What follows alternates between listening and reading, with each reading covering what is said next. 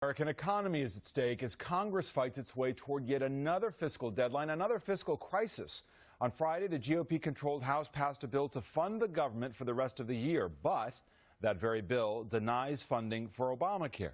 There is no support for that in the Senate at this point, which is controlled by the Democrats. Bottom line, if there's no agreement between the Senate and the House by the end of the month, the federal government could shut down. In the meantime, the battle lines are drawn. The American people don't want the government shut down, and they don't want Obamacare. They're not focused on you. They're focused on politics. They're focused on trying to mess with me. Joining me now from Utah, Republican Senator Mike Lee, from Minnesota, Democratic Senator Amy Klobuchar, and here with me in studio, California Congresswoman Democrat Barbara Lee, and Republican Congresswoman from Tennessee, Marsha Blackburn. Welcome to all of you. There is a filibuster in the Senate, thankfully not on Meet the Press. So we're going to keep this debate moving. But I want to start with a question for all of you, which is really a yes or no question. Senator Lee, is the government going to shut down? No. We all know that the government is going to be funded. The question is whether it'll be funded with Obamacare or without. All right. Senator Klobuchar, you think there'll be a shutdown? No, because I believe in the end people of goodwill will come together and do the right thing and stop this political brinkmanship. To the Congresswoman here, Barbara Lee, what do you say? No, and we're not going to allow the defunding of the Affordable Care Act. No, as much as the president wants to shut down, he's not going to get it. All right, so who wants it, who doesn't want it, is it going to be shut down? But you all think somehow this is going to be avoided. Look, the question for you, Senator Lee, as one of the, if I may, the firebrands in the Senate, conservatives who are fighting to defund Obamacare, you have gotten what you wanted. You wanted to have this fight. They've had it in the House. It's now coming your way in the Senate. But I don't have to tell you, Republicans are arguing with each other about whether this is the right thing. You have members of Congress who think you have overpromised to the base. Your own colleagues that I've spoken to believe that. Karl Rove wrote this, former Bush advisor in the Wall Street Journal on Thursday: the desire to strike at Obamacare is praiseworthy, but any strategy to repeal, delay, or replace the law must have a credible chance of succeeding or affecting broad public opinion positively. The defunding strategy doesn't. Going down that road would strengthen the president while alienating independents. It's an ill-conceived tactic, and Republicans should reject it. What do you say to that, Senator Lee? Well, ever since we started talking about the defund Obamacare effort back in July, people within the Washington establishment in both political parties have been attacking it. Right off the top, they said it can't be done. Some of them even said legally, it is not physically or legally possible to pass a bill that funds government but defunds Obamacare. Meanwhile, we've seen that all those things are untrue. We've seen that the American people are rallying around this idea. They have seen the president acting to protect big business, big unions, and other special interests, and they want to be protected too. But Senator, so you don't have, week, the House, you don't have support in the Senate. Public opinion is running against Obamacare. That's a fact. You also don't have support in the Senate to defund Obamacare, do you? Well, look, here's the issue. We have to ask the question, how many more people will have to lose their jobs or have their wages cut or lose their health care benefits before Congress acts, before Congress does something to protect the American people? How many more states will have to announce that premiums are going up? You know, this week we saw Home Depot announcing that 20,000 employees will lose their health care benefits. The House boldly acted this week, and I commend Speaker Boehner for his leadership on this. But I asked a direct question. Now it's do you have support in the Senate to defund Obamacare, or don't you? We have support in the Senate. We have all 45 Republicans in the Senate in March voted to defund Obamacare. We will keep those and add a 46th, Jeff Chiesa from New Jersey. I hope that a few Senate Democrats, particularly those from red states who are up for re-election this year, will consider joining us. Because this is what the American people Let me get everybody to sound off. Here's my question for the group, and I'll come to you, Congresswoman Blackburn, first. You remember in the 90s, the shutdown, 95, sure. 95 into 96. The prevailing view is it hurt Republicans. Look at the bare fact. You had $1.4 billion in dollars in the cost of the government. The images of closed parks and furloughed workers and parts of the government shut down was seen as a net negative for Republicans. Why would you want to go through that again? We're not trying to go through it. We know the president wants it because he wants control of the checkbook for discretionary spending. Republicans are committing to solving the problem of all of this spending in Washington, D.C. I mean, look at what has happened with spending since this president took office. Look at what is happening with jobs, with the economy. Look at what is happening with Obamacare and the impact that $2.6 trillion of additional expense is going to have on federal spending. We want to solve the problem. We'd love to have the president meet with us instead of going to meet with Putin. Senator Klobuchar, your thoughts on this?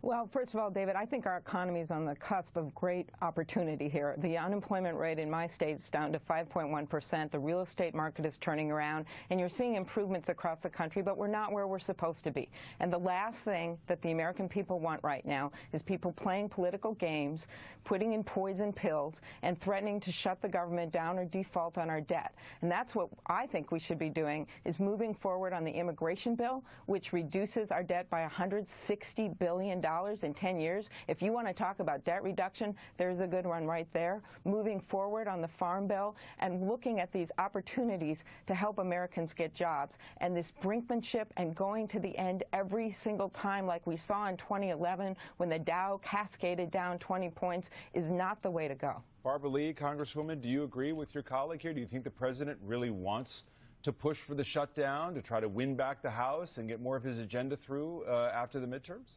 The president does not want a government shutdown. First of all, the president, when the president took office, we were losing 800,000 jobs per month. The president has turned the economy around. Yes, we have a long way to go, but we are creating jobs. This administration is doing that. With regard to the Affordable Care Act, for the life of me, I can't understand why in the world the Affordable Care Act would be held hostage to our government shutting down. Millions of people have already benefited from this. We have children who now receive health care, who could not receive health care prior to this because of pre-existing conditions. We have millions of young people who are still on their parents' health insurance plans who would not be on those plans. We have over 100 million people now who will not be jammed out of their insurance because of the fact that they exhaust their benefits. And so people right now are benefiting from the Affordable Care Act. I don't believe the people, they're not being hurt by this. Yes, they are. Look at the millions of individuals. 7 million more individuals will lose employer-provided insurance, and that's according to the CBO, because of Obamacare. Look at the thousands. We've got over 300 companies that have altered, changed, or reduced health benefits because of Obamacare. And that is hundreds of thousands of uninsured lives.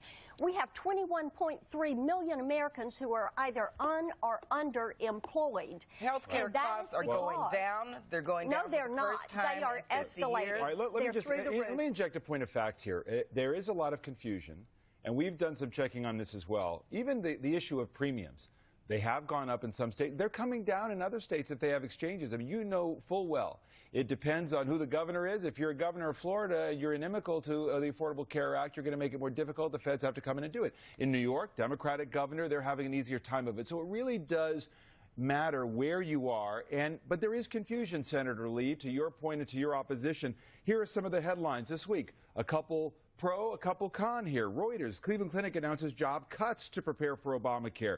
Bloomberg, GE, IBM ending retiree health plans in an historic shift. USA Today, health care for $100 a month? Yes, really, that is possible. The South Florida Sun Sentinel, Obamacare cuts costs. So there is vulnerability because it is unpopular, but there is not a fact pattern that you can say is a singular fact pattern in terms of the impact of Obamacare yet. Well, that may well be the case, but the fact is this law is creating enormous uncertainty that has Americans on edge, that has Americans understanding that they could lose their jobs, they could have their wages or their hours cut, and they could lose their health care benefits, and that's happening to a lot of people. And we have to remember, the body that has acted now to prevent a shutdown, to fund government, is the House of Representatives. The House of Representatives has said, let's fund government and not Obamacare. That's what the American people want. Almost 1.6 million people have gone to don'tfundit.com just in the last few weeks to register their concern about this law. The American people are calling for this, and the House has acted. The Senate now needs to do its job and follow suit. But Senator Lee, you haven't answered. I mean, you're campaigning for this, which I understand. That's your prerogative. you don't really have the support. And what I'm wondering is why focus on this issue to the exclusion of, say, tax reform? I know you've actually proposed something on that, but as focus so narrowly on Obamacare, which your own colleagues are saying publicly and privately is not going to be dismantled. Even Rand Paul, while he supports defunding, says in the end it's not going to be repealed.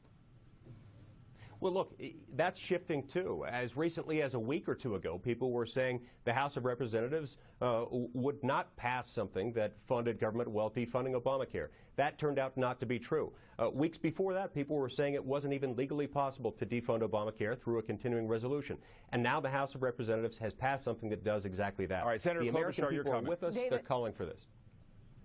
Well, what I can tell you is 58% of independents have said that they don't want to defund Obamacare if it means shutting down the government. That is a poll from Karl Rove. The people I were with yesterday, the 5,000 people that were there to march to cure Alzheimer's, you want to tell them that their loved ones who have Alzheimer's are going to be delayed in getting a cure or treatment because the government's going to shut down? It makes no sense. And I come from a state that is a high-quality, low-cost health care state. And we want to see those kinds of reforms that we see at the Mayo Clinic go across the country.